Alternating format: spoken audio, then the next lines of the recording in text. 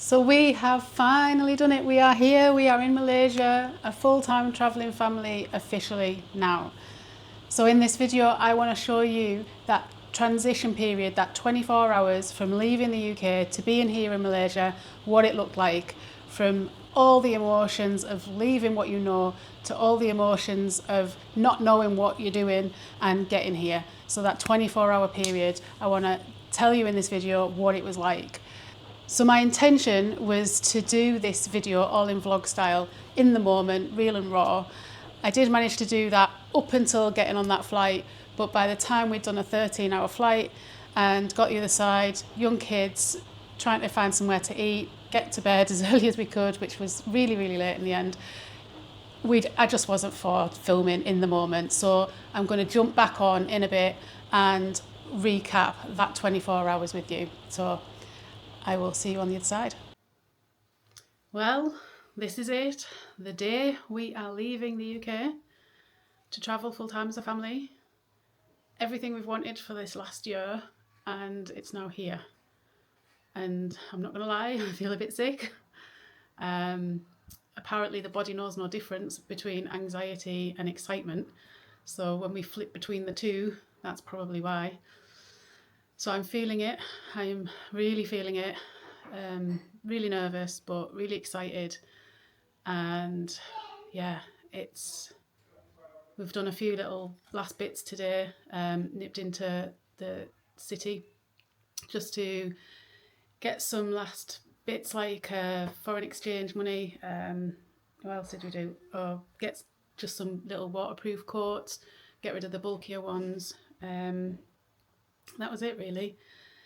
So then we came back and we're just waiting for our taxi. So we're leaving in about half an hour from this Airbnb. So we've been in London and we've been staying in Windsor in this Airbnb. Sounds posh, doesn't it?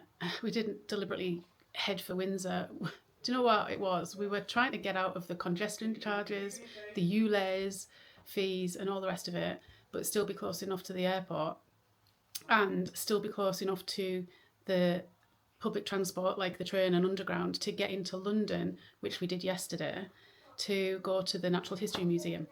So that was our plan, and this is probably the one that was closest to the public transport and to the city and town. So that's why we picked this one. So it was 333 for 2 nights here, which isn't cheap. But as if you do follow us, as we'll be saying, accommodation will probably pay a bit more than the average person because we are a family. We have a neurodivergent kid, and for us, we need that outside space. We need either a pool or a bit of a garden, somewhere close to like a beach. So we will pay a little bit more for our accommodation than the average person, but we won't need much else after that. So we're not necessarily going to be doing lots of activities in the week. We might do one a week or something like that. You know, we are living our life. This is why we're doing it. We're not a travel channel. We're not going to show you all this amazing stuff. Like, there are plenty of people out there doing that. We're just documenting our life and showing you that we're living our best life. Title of this playlist, right? So yeah, this has been the Airbnb.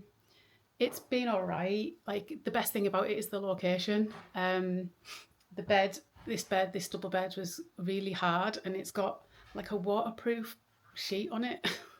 So as soon as you get in, it rattles. It's like you're on paper, which is really weird. But you get used to this, don't you? Because there's no creature comforts anymore. That's it. So we've done a few Airbnbs in UK since we sold our house on the 19th of December. So we're kind of getting used to being in different places. We've found one bed we really liked, which was the last place we were at in Watermillick in Cumbria. So we get used to it, you know. There's pros and cons to all this. I'm not moaning, I'm just telling you what it is. And what else? The banister is sort of missing on one side as you go down the stairs, and it's shiny wood. So we're like watching the kids going down the stairs, and the toilet's downstairs. So I said to my youngest, you know, come and get me if you need the toilet in the middle of the night, because I don't want you doing that. And the lighting isn't very good either. So I was like worried that she might fall down. So it's probably, you know, to consider that if you've got kids and you wanted to stay here. But anyway, I'm not going to do a vlog around here because I'll rush it and it won't be any good. And the taxi is going to be here soon. So let's see where we get to on the other side. I'll see you at the airport. Hello from London Heathrow Airport. So we got here around 1 o'clock because that's when our Airbnb, the latest they would let us check out. So we've been here since 1. We can't actually go through. We've already checked in online anyway last night. They wouldn't let us go through until 5:25.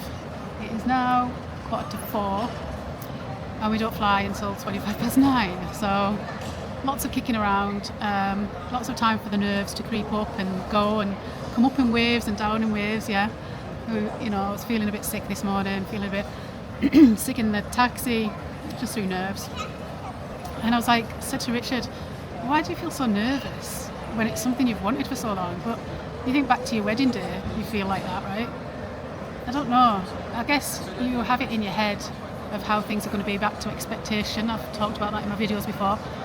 We have an expectation of how things are going to be and feel, and we worry if it doesn't go like that. And maybe we need to take a step back and think, so what if it doesn't go like that? It might even be better than we can ever imagine, right? I've been taking my own advice and I have been taking some deep belly breaths every time I feel that nervousness, the fluttering of the belly, you know, the butterflies in the belly. Just taking some nice deep breaths, breathing down into the belly, and it really does help. It really does help. So lots of breathing's been happening today, lots of anxiety, lots of nerves, but also lots of excitement. You know, we have been wanting to do this for a while. It's just very nerve-wracking making the jump, right? It's all good and well to talk about it, but to actually do the thing is really, really hard.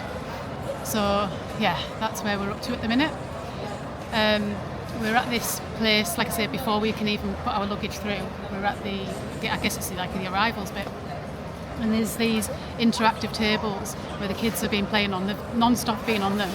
I'm not usually for all the tech, but it's quite impressive. I mean, we've got dominoes in our bag and cards and things like that, really old school. But there's dominoes on these interactive things because we're just behind at the times. I think we're really backwards.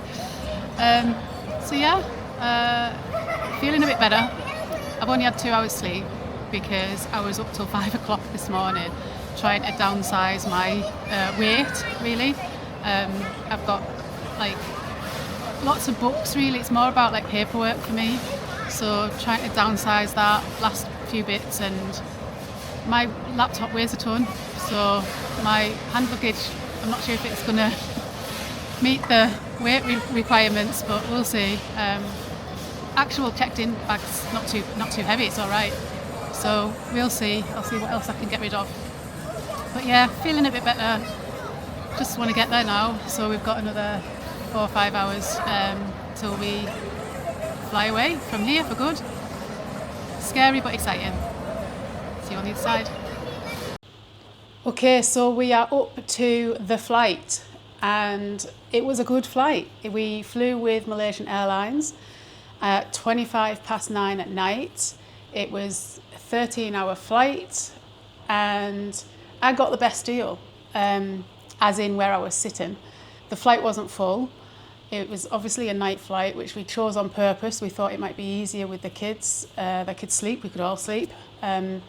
So my hubby and kids were on that 3-seater, and I was on the middle 3-seater at the end next to them, but there was no one next to me. Hurrah! So I was able to put my legs out and have a little nap. So we all had a good flight. It was, you know, the screens were there, so the kids were happy with that. They did have some sleep.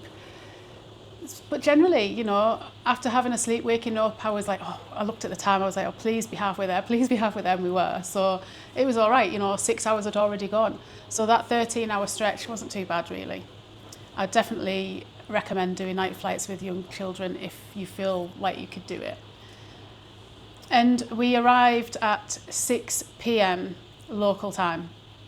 It all went well. We went through the border control and picked up our luggage. It was all there. Great, no problems. The issue happened when we got outside. So this is regarding our phones. We already had a taxi booked with the apartment. So we were thinking, oh, it's going to be streamlined, it's going to be so easy. They'd WhatsApped us and everything with all the details, the driver details and everything. We just needed to let them know when we were there, pretty much.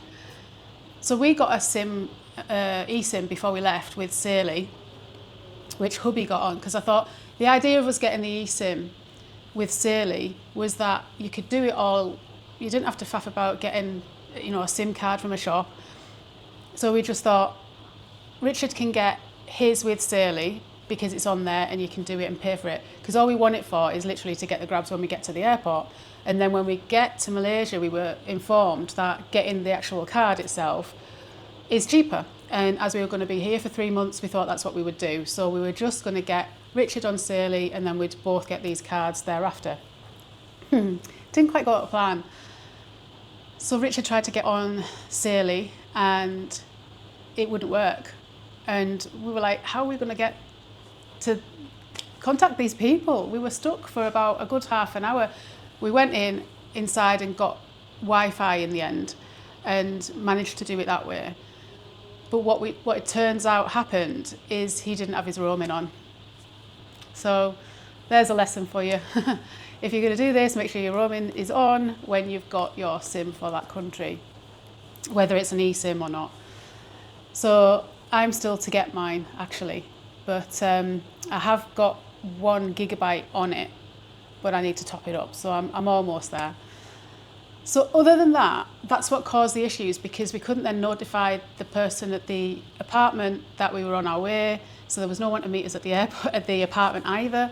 So, technology at its best, right? If we had done it, it was our fault. If we had sorted it, and it would have been no problem. Plain sailing from start to finish. So we got into the accommodation. Absolutely amazing. I'll do a walk around. You can see here like a little jungle theme going on. So that's why we chose this, because a lot of these apartments, we're in the middle of Kuala Lumpur in Malaysia. We're not far from KLCC Park. That was the whole reason we chose this. And they're all apartment blocks, very I wouldn't say basic, very, very nice actually, but as in sort of clinical looking, a bit white, a bit plain. So this has got a jungle theme. There's obviously fake plants around the place. There's monkeys and everything, jungle animal stuff, toys everywhere. So the kids loved it, and she's put some leaves on a little tent thing that they can play in. It was really good, really well thought out. So that's why we chose this one. So we came in, dumped our stuff, and literally turned around to go and find something to eat. And we didn't have a clue. We just thought, well, if we head for Petronas Towers, surely there's something around there. But we ended up the other side of Petronas Towers, where there wasn't that much at all. And this is going to be our biggest challenge when it comes to being here as a family, being in Malaysia. The food is amazing. Everyone raves about the food and the diversity of it. Chinese, Malay, Thai, just so much different food, different culture regarding the food. But I don't know if it's a kid being kid thing or our kids specifically, especially our eldest, Jasmine. She's very picky eater.